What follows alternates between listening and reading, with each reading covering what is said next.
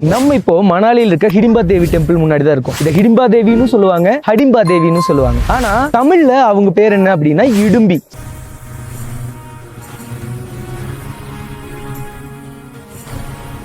So இப்போ பார்த்துட்டீங்கன்னா மகாபாரதத்துல இடும்பன் இடும்பின்னு ஒரு 2 கேரக்டர் இருக்கு. இவங்க 2 பேர் யாரு அப்படின்னா அசுர குலத்தை சேர்ந்தவங்க. மகாபாரத காலத்துல பாண்டவர்கள் வனவாசம் போயிருந்தாங்க இல்லையா, அந்த டைம்ல இந்த மணாலி காடுகள்ல பாண்டவர்கள் வனவாசம் வந்திருந்தாங்க அப்படின்னு ஒரு கதை இருக்கு.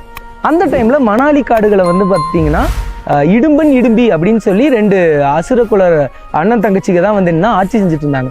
இந்த இடும்பன் ஒரு நாள் என்ன பண்றாரு அப்படின்னா இந்த பாண்டவர்களை அழிக்கணுங்கிற நோக்கத்துல இடும்பியை ஏவி விட்டு நீ எப்படியாவது இந்த பாண்டவர்களை கொன்னுரு அப்படின்னு சொல்றாரு. அதுக்கு இடும்பி என்ன பண்றாங்க அப்படின்னா உடனே பாண்டவர்களை கொல்லலான்னு போறாங்க. ஆனா அவங்க முதல்ல பார்த்த பாண்டவர் யாரு அப்படின்னா பீமர். பீமரோட வீரத்திலையும் அழகுலையும் மயங்கின இடும்பி என்ன பண்றாங்க அப்படின்னா பீமனை நேரா போய் அப்ரோச் பண்றாங்க. என்ன அப்படின்னா நான் உங்களை காதலிக்கிறேன், உங்களை எனக்கு ரொம்ப பிடிச்சிருக்கு, உங்களை கல்யாணம் பண்ணிக்கணும்னு ஆசைப்படுறேன் அப்படின்னு பீமன் கிட்ட கேட்குறாங்க. பீமனும் சரின்னு சொல்லிக்கிறாரு. ஆனா அவ ஒரு அசுரகுல பெண். பீமன் என்னன்னா ஒரு கண்டிஷன் போடுறாரு. என்ன கண்டிஷன் அப்படின்னா நான் உன்னை கல்யாணம் பண்ணிக்கிறேன், நமக்கு ஒரு குழந்தை பிறக்கும் இல்லையா, அந்த குழந்தை பிறந்த முதல் நாள் நான் உன்னை விட்டுட்டு போயிடுவேன் அப்படின்னு சொல்லி ஒரு கண்டிஷன் போடுறாரு. இடும்பியும் என்னன்னா எப்படி இருந்தாலும் ஓகே, நீங்க என் கணவனா கிடைச்சா மட்டும் போதும் அப்படின்னு சொல்லிட்டு பீமனை கல்யாணம் பண்ணிக்கிறாங்க. பீமனை கல்யாணம் பண்ணிக்கிட்ட இடும்பி என்ன பண்றாங்க அப்படின்னா இந்த காடுகள்ல ஒரு அசுர குழந்தைய பெத்தெடுக்கிறாங்க. இப்போ இத்தனை நேரம் நான் இந்த கதை சொன்னேன் இல்லையா, இந்த கதையில இடும்பன்கிறீங்க இடும்பிங்கிறீங்க, இந்த கதையை நான் கேள்வியே பட்டது இல்லையா அப்படின்னு சொல்றவங்களுக்கு இடும்பன் இடும்பியை பத்தி நீங்க கேள்விப்பட்டிருக்க மாட்டீங்க. ஆனா இடும்பிக்கும் பீமனுக்கும் பிறந்த குழந்தை யார் தெரியுமா? அந்த குழந்தையோட பேர் சொன்னா அடடே அவனா அப்படின்னு நீங்க சொல்லுவீங்க. அது யாரு அப்படின்னா கடோத்கஜன்.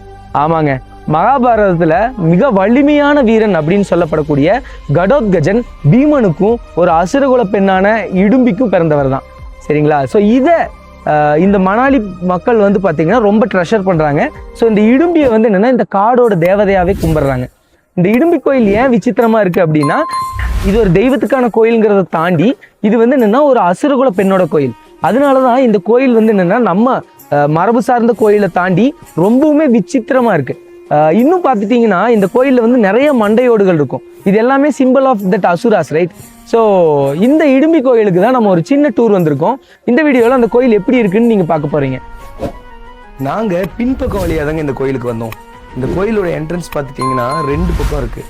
ஃபர்ஸ்ட் என்னென்னா ஃப்ரண்ட் வழியாக வரலாம், இன்னொன்று பேக் சைடு வழியாக வரலாம். ஸோ நாங்கள் பேக் சைடு வழியாக வந்தோம். ஸோ பேக் சைடு வழியாக வரும்பொழுது பார்த்திங்கன்னா பைக் பார்க்கிங் இருக்குங்க. பைக் பார்க்கிங் என்னென்னா ஹிமாலயாஸில் எப்படி தெரியுங்களா, 50 ரூபாய்ங்க. 1 ஹவருக்கு 50 ருபீஸ். நம்ம ஊர்லாம் எவ்வளவோ தேவையில்லை இல்லைங்களா? இதோ அங்கே தெரியுது பாருங்கள், அதுதான் கோவில்.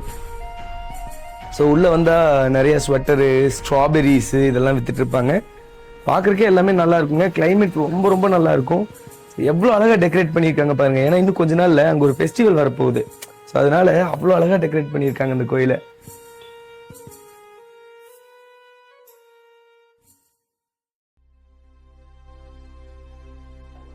வருஷம் மே மாதம் இந்த கோயிலில் ஒரு ஃபங்க்ஷன் நடக்குங்க.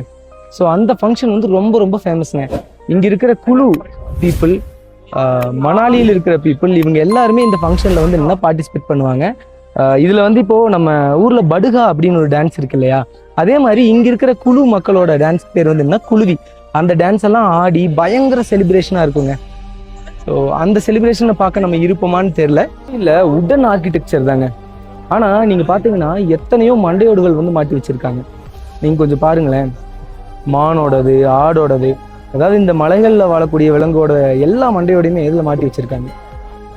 நாங்கள் சம்மர் சீசனில் போயிட்டோங்க, அதனால கூட்டம் அள்ளுது, லைனில் நிற்கவே முடியாதுங்க. இந்த கோயில் எப்படி இருக்குன்னா ஒரு குகை மாதிரி இருக்கும். அந்த குகைக்குள்ளே என்னென்னா இந்த சாமி இருக்கும். ஸோ உள்ளே போய் என்னால் காட்ட முடியாது, அதனால நான் வெளியில் மட்டும் காட்டுறேன். ஸோ இங்கே பாருங்கள் எத்தனை மண்டையோடுகள் இருக்குன்னு பாருங்கள். ஏன்டா ரிப்பீட்டடாக மண்டையோடுன்னு சொல்கிறேன்னு நினைக்காதீங்க. ஸோ எத்தனை அனிமல்ஸோட எலும்புகள் இருக்குன்னு பாருங்கள். ஸோ இந்த கோயில் ஒரு விதமாக அழகாதாங்க இருக்கும். இதுவே நீங்கள் இன்னும் நல்லா பனி படர்ந்த நேரத்தில் நவம்பர் மாதம், டிசம்பர் மாதமெல்லாம் வந்தீங்கன்னா அவ்வளோ அட்டகாசமாக இருக்குங்க. சுற்றியும் பனியாக இருக்கும். இந்த காடுகளை நீங்கள் தவிர்த்துட்டு பனியை பார்த்துக்கலாம். அந்த குட்டி பையன் பாருங்களேன், அந்த சிங்கத்தோட சிலையை தொடர்றதுக்கு அவ்வளோ பயப்படுறான்.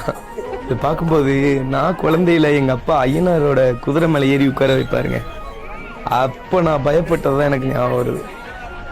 இந்த வீடியோ சிறுசாக இருந்தாலும் இது ஒரு டிஃப்ரெண்ட்டான அனுபவத்தை தந்திருக்குன்னு நான் நினைக்கிறேன். ஸோ இந்த வீடியோ உங்களுக்கு பிடிச்சிருந்தா லைக் பண்ணுங்கள், ஷேர் பண்ணுங்கள், கமெண்ட் பண்ணுங்கள். மறக்காமல் நம்ம தமிழ் ரிலீஸஸை சப்ஸ்கிரைப் பண்ணுங்கள்.